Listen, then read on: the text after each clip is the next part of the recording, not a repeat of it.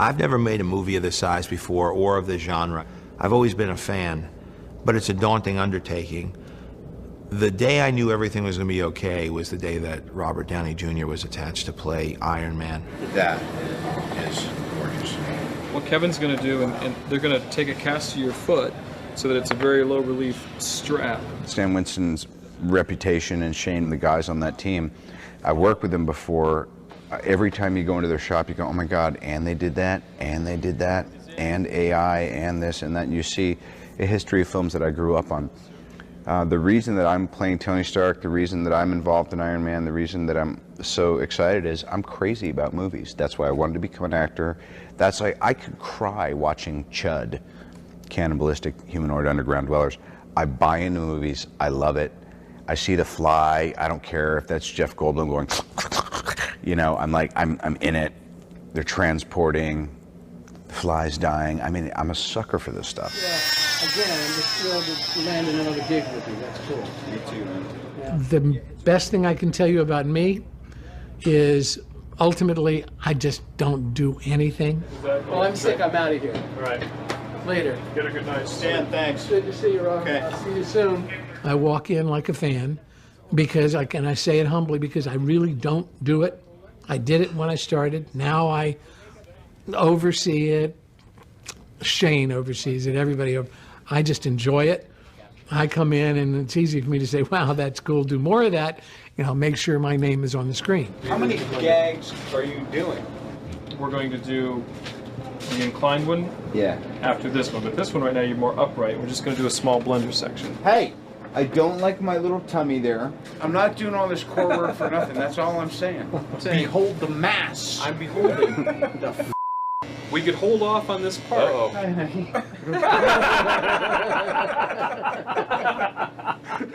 We are building a prototype while we're going. We've never built an Iron Man suit before. Dude, you're zooming in on my hammer right now, aren't you?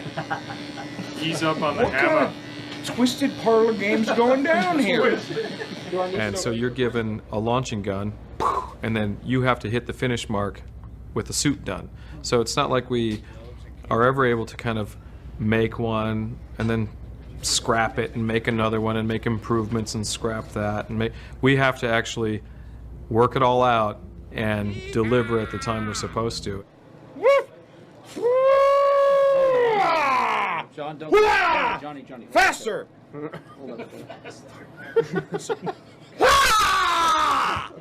Thank you.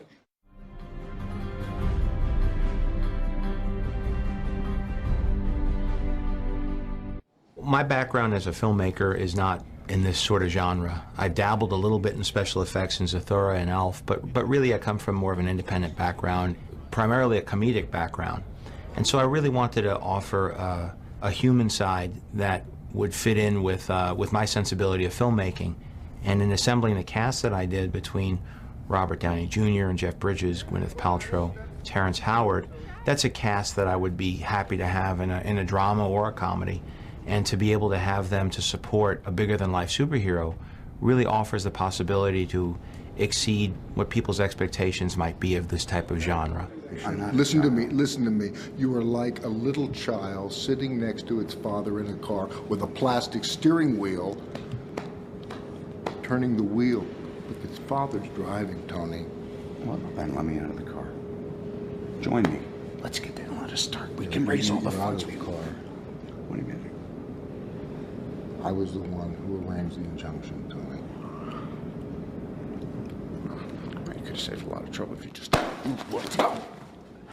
I hear you there? Yeah, no, that'd be great.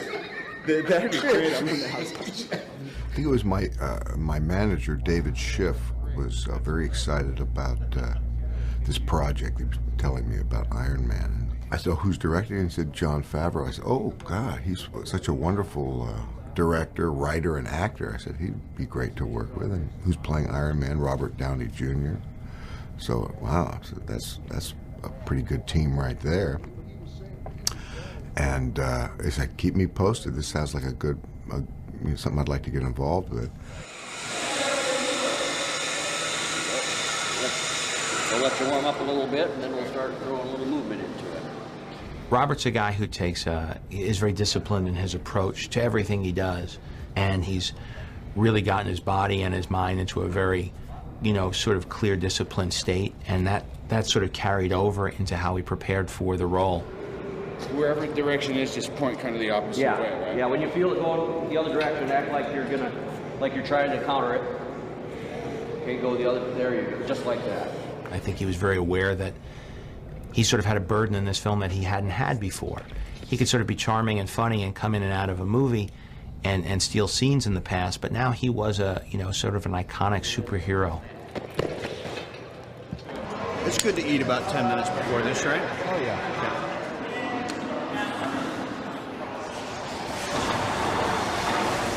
I weight train crazily, and I do a lot of martial arts and yoga, Kung Fu, Wing Chun Kung Fu, but I was doing that anyway. About a year ago, I said, I really want to put on some size, which isn't easy when you're in your late 30s, and now I'm 41. I thought if I'm ever going to do a movie like this, I've got to do it quick before it's not embarrassing. But anyway, I feel like I've got a 5 to 7 year window, and then if it goes past that, then I'm sure all the optical stuff and CGI will have advanced to make you look better. It's good. How's those legs, baby? Yeah, no, great shape. Legs are ready. We wear this. That's fine. Got it across your face. Don't let your face get scratched on anything, all right? Robert Downey Jr.'s first reactions to the suit were extremely positive, and he was thrilled. So that made us feel good because it is him, after all. He has to feel comfortable being in it. He enjoys the process. He wants to be in the suit as much as possible, which is fun. Yeah, that's what I wanted to see, just kind of walking around. Oh, they don't bend either, right? No, they just... Oh, I see. They're This basically is the- rotational, right? They rotate, and all the moves are hits are like this. Boom. I thought I'd been training for all these years, and I was pretty butch, and I put on that Mark I suit, which is his kind of escape vehicle, and I almost had a personality meltdown. It also just gives me a great respect for the stuntmen and the guys who are doubling, or I don't even want to say doubling, that me and the other fellows who are really playing Tony in the suits. Careful, actor at work. Something just snapped off. And I'm not claustrophobic, and it wasn't anything like that. It was just, I wore it for half an hour, and I kind of ran around, and the next day I felt like my spirit had been broken. Like, I'm exaggerating, but it's like, these guys are seriously tough-ass guys. Mark I suit days, we cancel the strength training. The first time I saw him put on the helmet, I looked at him and I said, Robert, you are Iron Man. I mean, how amazing is that? For the rest of your life, you are Iron Man. Nobody's gonna take that away from you. And he looks at me and goes, yeah, it's amazing.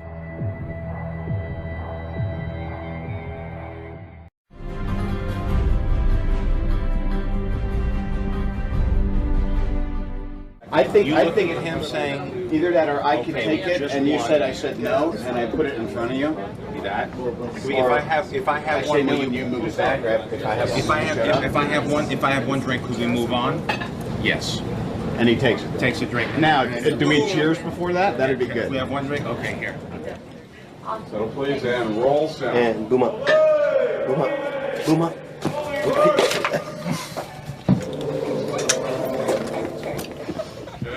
Okay. Ready and action. Honey, I hate it when we fight. Good morning, Mr. Told Stark. you I'm not mad. I'm just I said I indifferent. was sorry. Thanks. I don't want to hear you. What more You do you don't need than an respect apology? yourself, and Oh, definitely boy. know you don't respect me. John recognizes that the script is a skeleton. The comic book is a skeleton. You know, what we are creating is real life, so he allows it to grow and to improv and to become something alive and three-dimensional. I want to be fresh. I know what I'm doing. I live for this. This is business travel. I don't got a throttle between my legs going, you know, hopping Just from do my... what you want to do. Just leave me alone. Join me. One drink. To business. I said no. To the future. To the Air Force. Will it get you to shut up? About the time that we cast Robert Downey Jr., I was thinking about the house and trying to figure out what kind of design it should be. And even though we had decided on this kind of angular, flat, metallic, hard-edged look, the idea that Robert Downey Jr. has he comes with a certain vulnerability with him, and it may sound strange, but we redesigned the notion of the house after casting him. I thought that he would be more suitable in something that architecturally mirrored who he was, a little softer inside, a little bit more susceptible, a little more vulnerable. There was a certain vulnerability about him, so I thought round is nice, and it's more elegant, and it just seemed a little bit more womb-like. The first half hour of being in the Iron Man suit is like the coolest Halloween you ever had, except you're alone in the trailer before they call you on a set or whatever, or you're getting ready and you just catch a glimpse and you go, that's right, Grandma'd be proud. And then, because it's not really, it's designed for guys to wear, but I'm not a stuntman. And most of the stuntmen aren't doing, 65 scenes in the next 3 weeks. Most of them are young enough to not have a teenager at home.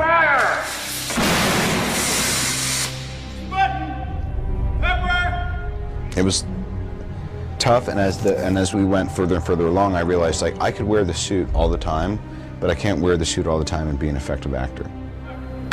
I'm sorry, did that interrupt your flow?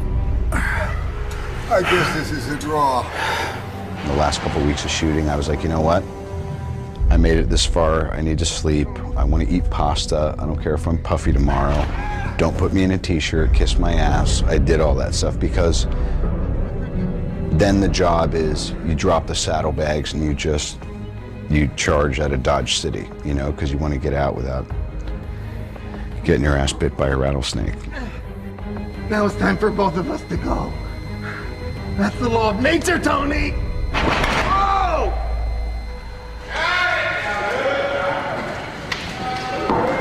Ladies and gentlemen, on to Las Vegas. That is a wrap. Thank you, everybody.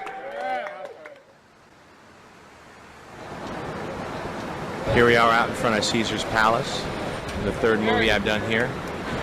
And we're exhausted. We're doing a death split, which means you start at midnight and go into the next day. We tried to turn around. Everybody stayed up as late as they could, gambling and partying last night, and tried to sleep all day. I, for one, was not able to sleep all day, and I have to act and direct today. So this could all go to hell in a handbasket on our last day of principal photography. But here we are. This is the big finish line. We always knew that if we got here, we'd be in good shape. So it's a bit of a celebration. It's going to be a fun scene. We're going to start outside, then go inside, and here he is, Tony Starks. Tony Stark. I was just saying, we don't need sleep, we got talent. That's right. Work it, work it, work it! I'm just so proud of everybody and satisfied and the whole deal. I mean, in my psyche right now, it's that thing of, like someone was saying, the last day of high school, and you kind of just can't wait to throw your hat up, but then you're like, what am I going to do with the rest of my life? And I just remember last, October, November, and meeting John regarding this, and then screen testing, and then pre-production. To me, like, most of us were burnt by the time pre-production was done, because we prepped ourselves into a tizzy.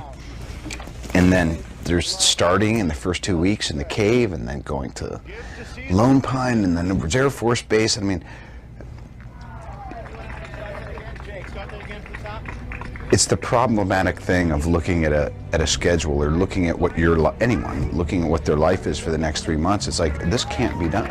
Thank you, everybody. That is a wrap. Every movie has its trials and tribulations. We did encounter a snowstorm in the middle of a desert in the cave scene, which was very odd. We did have sets that blew away and blew down, but it actually, the movie gods were with us most of the time. And while it was always daunting, it went fairly smoothly, which was great for our first production, very important for our first production. Ladies and gentlemen, Jon Favreau, director of Iron Man! That's a testament to John, to the crew that we put together, and for the cast, who were always game, who could always maneuver through whatever circumstances were thrown at them. And, you know, we did. We came in on time and under budget.